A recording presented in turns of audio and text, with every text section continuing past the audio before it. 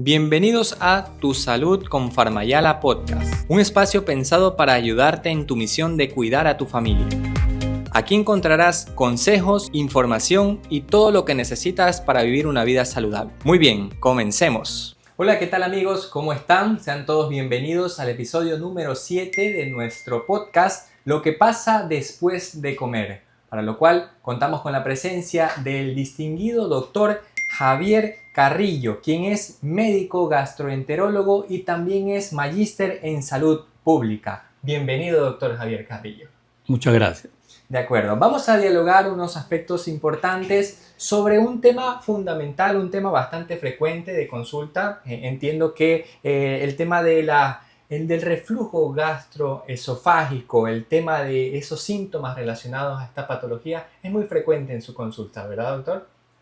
Sí, tanto a nivel público o privado, las consultas por reflujo gastroesofágico o las consultas por molestias digestivas post ingesta de comidas, de los alimentos diarios que tienen los pacientes, es frecuente en nuestro medio, efectivamente. Así es, doctor, totalmente de acuerdo. Y precisamente, ¿qué es este reflujo gastroesofágico y los síntomas relacionados a esta patología? ¿Qué es precisamente? El reflujo gastroesofágico es un síndrome que viene a ser un grupo o varios síntomas que se presentan en las personas, en los pacientes, que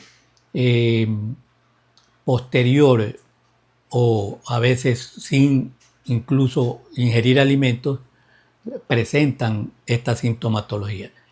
Este grupo de síntomas vienen a formar el reflujo. ¿En qué consiste este reflujo gastroesofágico? En varios síntomas que pueden ser ardor de la parte retroesternal que le decimos, o la parte superior del tórax, la sensación de que se le regresan ciertos alimentos, lo que le decimos regurgitación. Muy molesta, dicho sea de paso, ¿no? Molesta. A veces este reflujo puede venir con dificultades al tragar alimentos, a veces alimentos sólidos, alimentos líquidos que uno quiere ingerirlos o tragarlos y hay cierta dificultad porque se provoca cierta inflamación del tracto digestivo superior. El reflujo en conjunto viene a ser las molestias digestivas que siente en la parte superior del tracto digestivo. A veces este reflujo gastroesofágico también puede estar condicionado por presentar dolor de la parte retroesternal, como le decía, o también dolor en la boca del estómago, dolor epigástrico que le decimos. Entonces, cuando hay dolor y hay el reflujo o la regurgitación, podríamos enfocar al síndrome de reflujo gastroesofágico. Así es, totalmente. ¿Y por qué este tipo de síndromes están relacionados con ciertos alimentos? ¿Por qué ocurre esta relación directa entre los dos? Bueno, la ingesta de alimentos puede provocar estos síndromes, pero también puede estar condicionado porque haya algún cuadro de inflamación o de mal funcionamiento del tracto digestivo. Mal funcionamiento en el sentido de que no se evacúa el alimento luego de la ingesta. Generalmente un alimento debe estar en nuestro estómago o en el tracto digestivo superior aproximadamente entre 2 a 3 horas para que se metabolice o se digiera en el estómago. Cuando esta evacuación no ocurre dentro de este tiempo, entonces se provoca una retención y por ende hay la acidez que se provoca y la hiperacidez que se provoca y por ende el reflujo. Entonces, en vez de evacuar adelante con el tracto digestivo, ¿sí?, el funcionamiento normal con el tracto digestivo, esto se estanca en el estómago y entonces se provoca la regurgitación, el reflujo que generalmente lo conoce así la población o los pacientes, pero el síndrome o el cuadro clínico de reflujo gastroesofágico viene a ser un conjunto de síntomas que le dan a los pacientes y que le provoca mucha molestia en muchos casos. Sí, efectivamente, doctor. Entonces, básicamente hay un enlentecimiento, ese estómago no se vacía por completo, ¿no? Y esto predispone a que se presenten en mayor intensidad o en mayor medida estas molestias gastrointestinales. Y aquí también surge una pregunta muy frecuente en consulta. ¿Es lo mismo esa acidez o hiperacidez que este síndrome o esta enfermedad por reflujo gastroesofágico, o son totalmente diferentes? Son diferentes, pero sí lo puede desencadenar la acidez que se provoca porque no se evacúa el alimento, o la hiperacidez, o sea, el exceso de acidez que se puede provocar también por ciertos tipos de alimentos que la persona ingiere y que le va a o incentivar o a dar inicio a los síntomas, porque usted puede tener un estómago sano o un aparato digestivo sano, sin reflujo, pero el que la persona ingiera cierta cantidad de alimentos que son de difícil digestión, entonces le puede provocar esta aparición. Y a veces nosotros le decimos a cuadros que se presentan funcionalmente sin que haya este reflujo, dispepsias. Las dispepsias son cuadros que se presentan funcionalmente, que desaparecen cuando uno corrige el tipo de alimento. Corrige el tipo de alimento o toma cierto medicamento antiácido y entonces el síntoma desaparece. Y el paciente y la persona se queda sin síntomas, sin reflujo, sin dolor. Pero cuando estos cuadros se presentan por hiperacidez, o sea, cuando ya se produce el ácido a permanencia por alguna alteración, o se produce el ácido y lo irrita y lo inflama al tracto digestivo, entonces ya estamos hablando ya de una probable lesión de inflamación. Entonces ya el síndrome o el cuadro se va configurando. Así es, formaría una itis, ¿no? Una inflamación, en este caso puede ser una gastritis también, que es bastante frecuente, seguro en su consulta. Usted mencionó un tema de problemas funcionales. ¿Qué son estos problemas funcionales? ¿A qué llamamos problemas funcionales como tal? Trastornos funcionales o problemas funcionales son, vendríamos a decir, grupo de síntomas benignos, o sea, funcionan de acuerdo al tipo de alimento que ingiere, o funcionan si es que toma algún tipo de medicamento que le irrita. Entonces le irrita y le puede provocar alguna alteración de la función. O funcional porque solo está configurado a cierta causa, que usted elimina la causa y vuelve a la normalidad. Entonces, funcional es que no hay una lesión específica, permanente, sino que se provoca de acuerdo a alguna causa que puede desaparecer. Comprendo. Entonces, tiene que ver mucho desde su origen, desde el término, ¿no? Función. El funcionamiento de ese estómago, de ese intestino, no es el más adecuado. Por ende, se manifiestan estas molestias, ¿verdad? De acuerdo, así es. Sí. También hay un tema importante que usted mencionó sobre los alimentos que pueden generar mayor grado de hiperacidez o que pueden acentuar estos síntomas. ¿Cuáles son esos alimentos que están relacionados directamente a este tipo de patología? Es muy importante la pregunta porque en la consulta tanto de los hospitales o en los consultorios particulares, los pacientes acuden por síntomas que son provocados por vendríamos a decir, la alteración del hábito alimentario. El hábito alimentario en nuestro medio es muy frecuente. Por ejemplo, una persona come una comida muy cargada en carbohidratos, en harinas, en arroz, en todo lo que tenga que ver con alimentos de difícil digestión o en exceso. Y entonces, o muy condimentados. Así es. Entonces, O los picantes también, los ¿no? picantes, los condimentos en exceso, los alimentos cargados en carbohidratos, entonces le van a provocar alteraciones como el dolor, el reflujo, el eructo, la distensión, la hinchazón de la barriga. Entonces, estos síntomas son provocados por alimentos y entonces usted corrige y nos hemos dado cuenta que cuando las personas corrigen el hábito alimentario, los síntomas desaparecen o disminuyen bastante. Y entonces el tratamiento es mucho más fácil con un antiácido, con un medicamento que disminuya la acidez.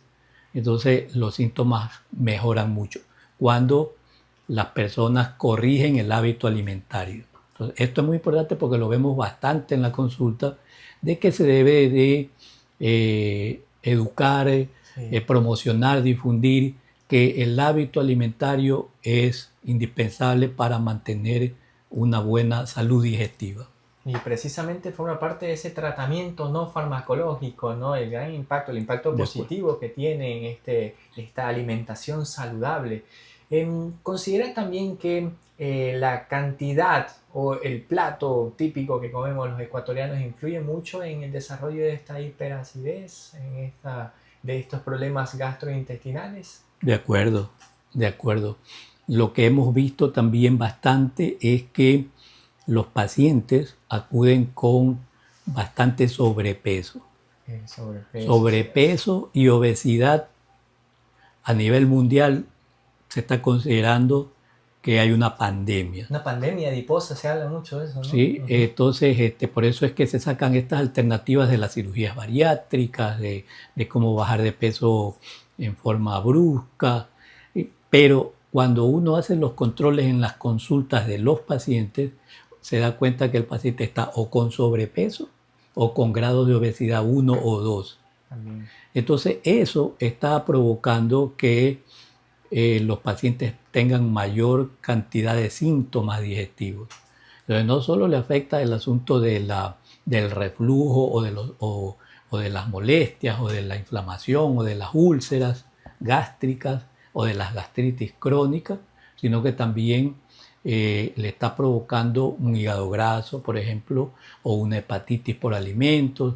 Entonces todo esto se configura en algunos síndromes clínicos. Entonces, usted menciona muy bien, la cantidad de alimentos es importante en mantener la buena salud digestiva, sí, porque más del 70% de los pacientes que acuden a las consultas especializadas de gastroenterología están con sobrepeso y grados de obesidad. La distribución entonces de estas calorías, de estos macronutrientes en general, pues no es la adecuada, ¿no? Y eso termina ocasionando sobrepeso, obesidad, el mismo sedentarismo también, ¿no? ¿Qué otro? Bueno, se han analizado algunos de los factores de riesgo para esta hiperacidez. ¿Qué otros factores de riesgo usted considera que son importantes en el desarrollo de estos problemas? En nuestro medio es importante tener también una causa que es bacteriana, que es infecciosa. El Helicobacter pylori famoso, que muchos pacientes ya lo conocen, hay otros que no lo han oído, pero el determinar que se encuentra presente Helicobacter pylori inflamando o infectando el tracto digestivo también es importante, sobre todo en pacientes que tienen más de 40, 50 años. Si usted le determina esa causa infecciosa como causa que origina la inflamación y por ende los trastornos digestivos, está determinando un buen porcentaje de causal de toda esta sintomatología.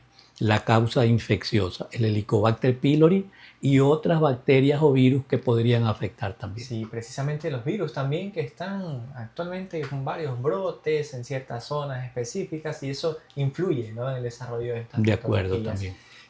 Otro tema importante también, la actividad física. ¿Cómo va a influir la actividad física o la ausencia de la actividad física, en lo que llamamos sedentarismo, en el desarrollo de esta hiperacidez o también otros problemas gastrointestinales.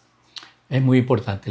Una de las mayores recomendaciones que hacemos los que nos dedicamos a la parte del tracto digestivo o quienes se dedican a la parte de la prevención de enfermedades en general o quienes se dedican al control de la nutrición adecuada en los pacientes es el deporte. Está completamente demostrado que quienes realizan deporte o actividad física diaria, rutinaria, mejora la sintomatología de las enfermedades tanto digestivas como enfermedades en general, diabetes, hipertensión y la prevención de enfermedades tumorales. Es decir, está demostrado que realizar deportes o ejercicios diarios rutinarios mejora la digestión, mejora la evacuación de deposiciones, o sea, el estreñimiento, mejora el metabolismo de los alimentos cuando son alimentos de difícil digestión. Entonces es muy recomendable el que nuestros pacientes realicen deportes diarios rutinariamente. Precisamente, y es que nuestro organismo, nuestro cuerpo como tal, al igual que se mueven los músculos de las extremidades al deambular, al hacer alguna actividad física, entiendo que también se mueven los músculos de la pared abdominal, la pared gastrointestinal, de estos órganos que facilitan la digestión como tal, ¿no? Entonces el sedentarismo influye, tiene un gran impacto negativo en el desarrollo de estos problemas.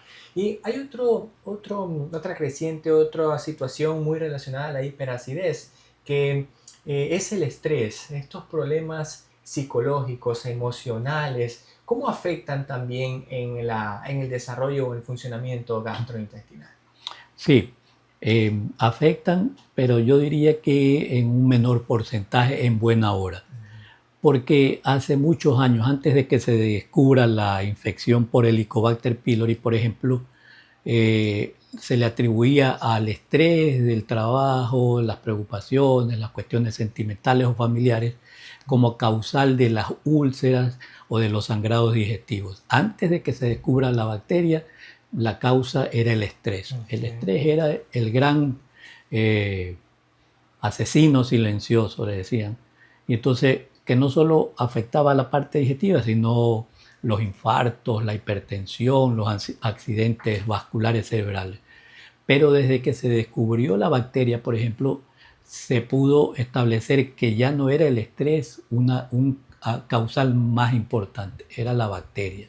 Entonces, ahora sí, el estrés puede afectar, yo diría que en ciertas patologías funcionales sobre todo, pueden afectar un 15 o un 20%. Entonces, eso es a la larga beneficioso porque el estrés lo vamos a tener todo el mundo, toda la vida. Es decir, en estos momentos sociales de preocupación, de inseguridad y todo eso, ¿quién no está estresado? Pero uno lo puede controlar eso, sí, tal vez sí. Pero en cambio, si eso le provoca menos afectación, en buena hora, porque hay otras causas que usted sí las puede corregir, como por ejemplo, le sale la bacteria pylori, la elimina, reduce bastante un causal. Le corrige el sobrepeso, la obesidad, corrige bastante, le va a ayudar mucho. Realiza una actividad deportiva diaria, rutinaria o ejercicios diarios, va a corregir bastante también. Entonces ya el estrés va a afectar mucho menos.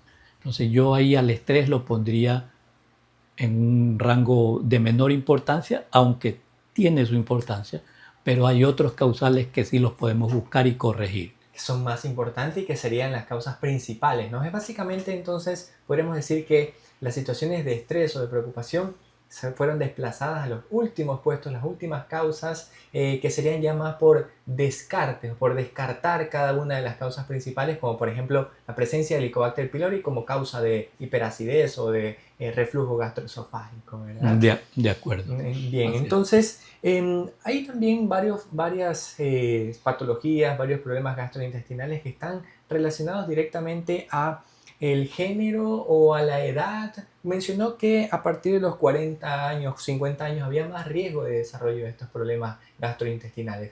¿Por qué la edad incide en el desarrollo de estos problemas?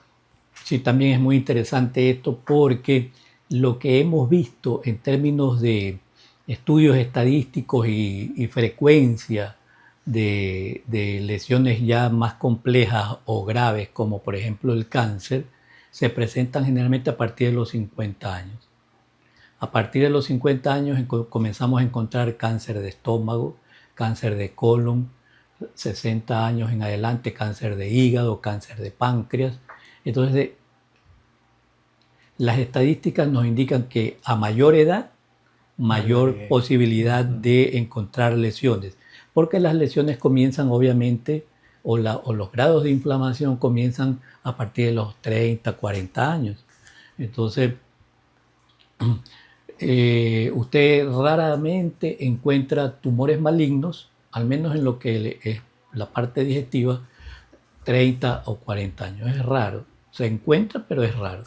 Pero en cambio, a partir de los 60, usted encuentra la mayor tasa de presentación. Entonces, la edad es importante, influye mucho.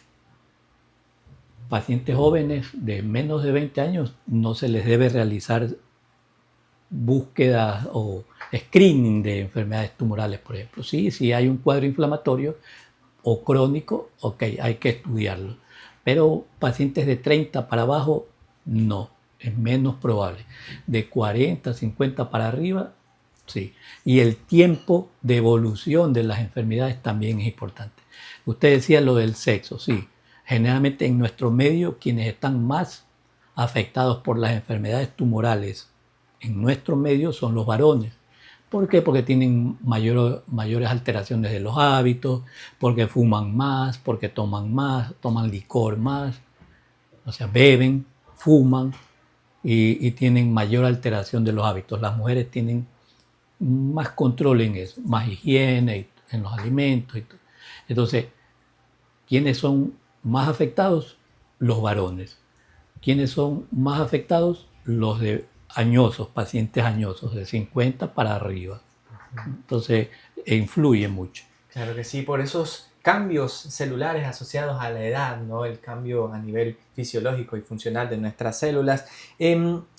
También hay que destacar que tanto el tabaquismo como el alcoholismo representan una causal de estos síntomas de reflujo gastroesofágico e hiperacidez. Sí, es importante mencionarlo. E incluso se habla del exceso de la cafeína también como causa de estos problemas. Ahora quisiera que toquemos el tema de los gases, de estas flatulencias, estos eructos a repetición. Primero, ¿cómo se forman estos gases? ¿Por qué hay personas que tienden a presentar acumulación de gases de manera excesiva a nivel gastrointestinal? También es muy importante, pertinente su pregunta, porque también es una forma de consulta de los pacientes que vienen bastante.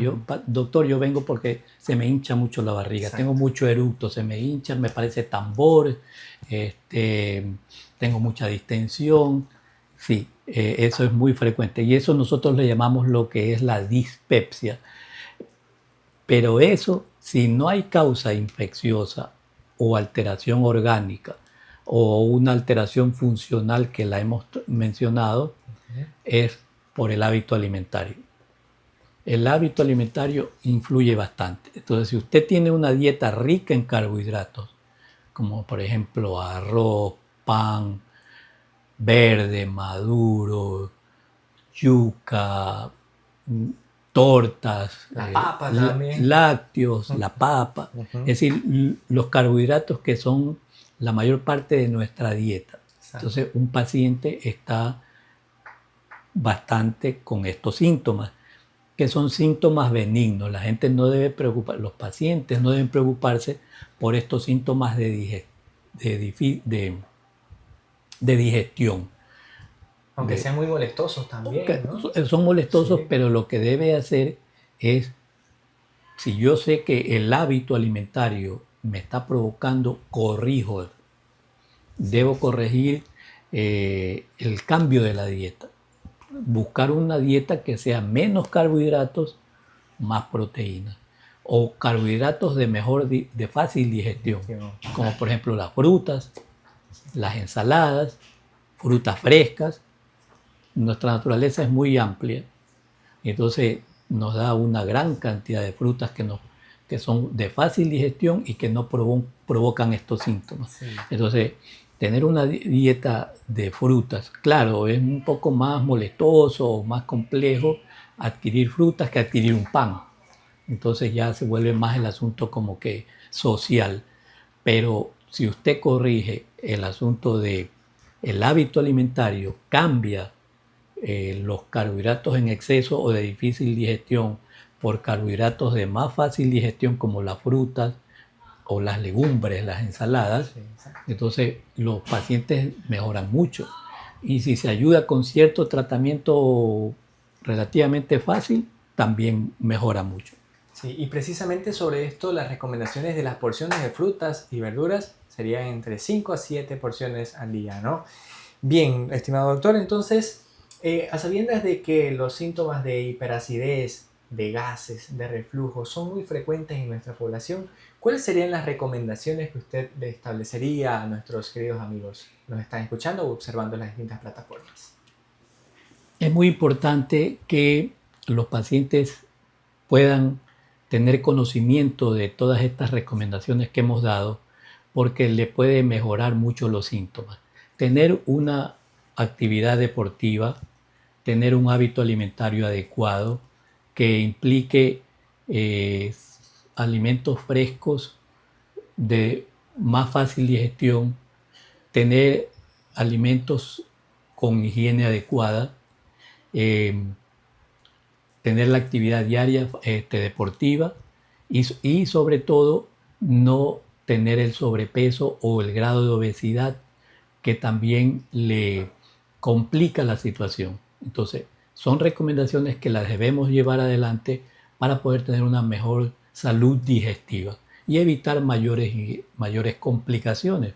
Entonces, si estos cuadros no se den con estos cambios que puede realizar la persona, pues es necesario que consulte a un médico de confianza, un médico de cabecera, para que le dé las recomendaciones de cómo podemos salir de diagnosticar si se trata o no de un cuadro que no es funcional o que no es benigno. Muy bien, y así es como los hábitos saludables también son un acto de amor propio, específicamente para prevenir esta y múltiples enfermedades. De esta manera le agradecemos la presencia del distinguido doctor Javier Carrillo, quien nos ha compartido su información respecto a este tema muy relevante. Gracias a todos ustedes también, amigos, y recuerden que una comunidad informada en salud es una comunidad capaz de tomar mejores decisiones. Muchísimas gracias.